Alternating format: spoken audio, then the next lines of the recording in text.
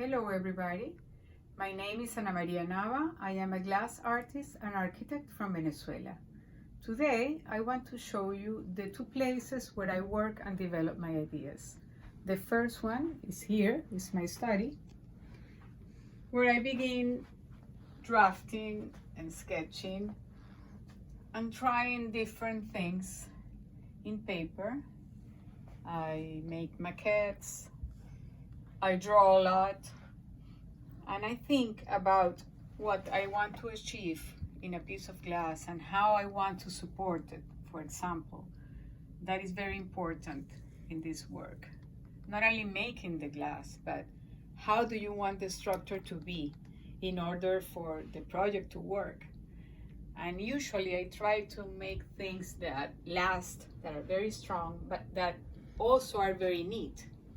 So after working in here a lot, and I decide that I can take these ideas to the workshop. I begin there in my garden, where I will meet you later. Hi there again. So now I'm in the actual workshop. I want to start by showing you the kilns. So these are the glass ovens where we fuse the glass or melt it. And then let's go into the actual workshop, which is in the middle of my backyard. So I get a lot of natural light. Okay. I want to show you the glass, the different types of glass I use. I use full-size glass, which is amazing, by the way. And it comes in different types, shapes. It comes in sheet glass, in all the colors you can imagine, and all the thickness you can imagine. It comes in fruit glass, which is kind of a sugar texture glass, and I'll show you later all the shades. And this is called stringers, and this is also glass, believe it or not, and this allows us to make linear pieces. These are rods, also very linear, and these are called billets. So that's pretty much it. All of this is the same glass, it's colored glass, because I wanted to show you this because often I have this question. People ask me, how do I put paint inside the glass? And this is not paint, it's colored glass, as I'm showing you. It's all glass that gets its color because of the minerals that is used in order to make it. Okay, so let's start by fruit glass, which I use a lot. So you can see that it comes in an infinity of colors, and this is only a sample of what I have, because they produce an array of colors that is, uncountable, really. Okay, so let me start by showing you what I do with this fruit glass, which I use a lot. For example, I make these spheres, which I call moon spheres, and in these I design spherical structures, steel structures, and then I adapt the glass that I make. And as I mentioned before, I am an architect and glass artist, so what I like to do in my work is integrate my art to architectural spaces. And I do this with the moon spheres and other pieces. Another type of work where I use the fruit glass are the wall installations that I call floating color or floating shadows, depending on the colors I use. And in these pieces, all the borders are irregular, and I like that because I can achieve color shadows on the walls using these irregular shapes. You can see it in here. This is a large wall piece. This is another one. And what is interesting to me is that I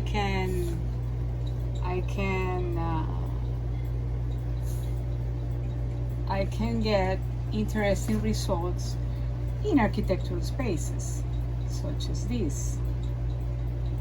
These are aguazules. This is another piece already in place. So you can see all the different effects that can be achieved with this type of glass. Another type of glass I use, as I told you before, is sheet glass. And with this one, many things can be accomplished. Individual sculptures, such as this one, for example. And if you see it from the side, you can actually see the lines where the sheet glass is stacked in order to achieve the effect. Okay. Here are some other examples of pieces made with sheet glass and combined with frit glass and stringers. So the possibilities are really endless.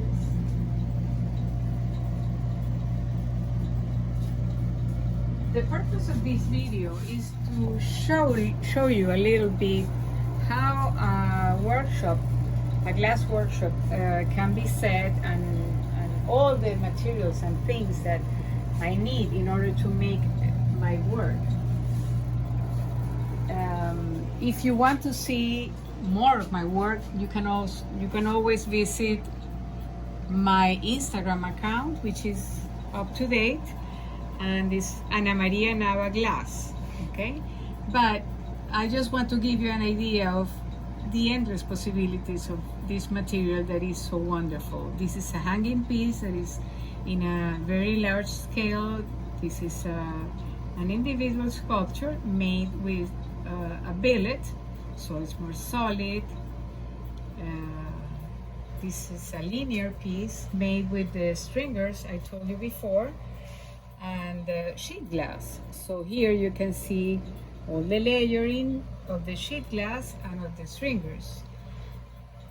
I like to use these solid bases and to displace the volumes in my sculptures, giving it an architectural twist.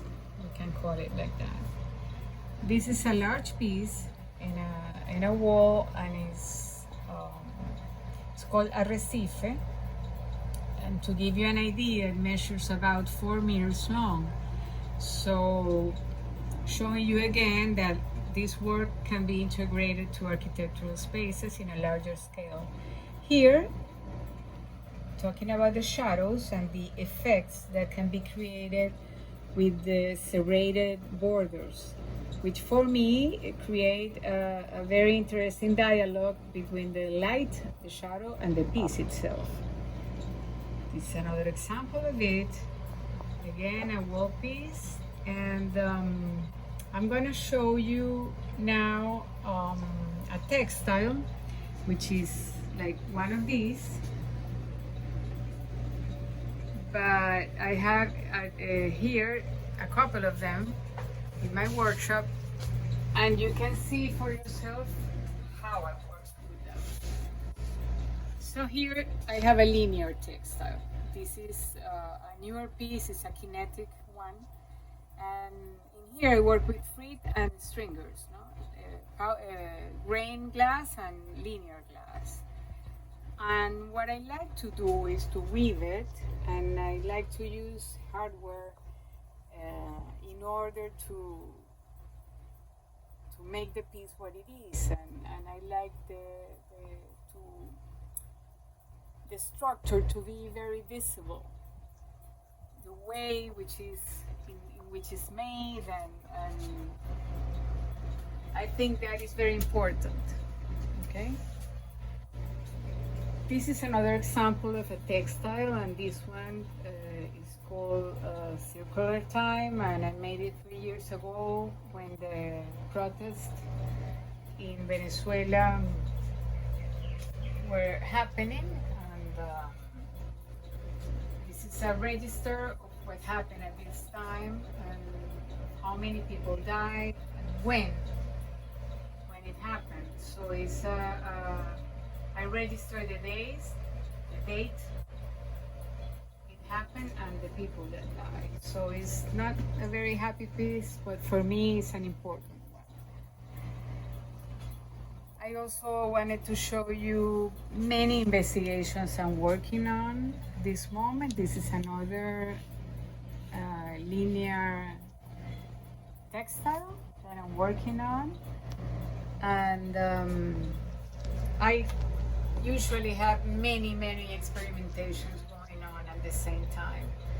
So let me show you a little bit around this table, like working with texture, working with ways to stack pieces. For example, by inserting these copper tubes, I can stack these and make, for example, a wall, a glass wall.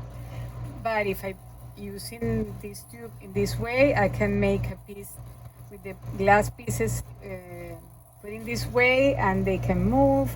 So it's all about trying ideas and experimenting, and because it is a living laboratory, and sometimes things work and sometimes they don't, but the idea is to try it, right? So see you on the next video.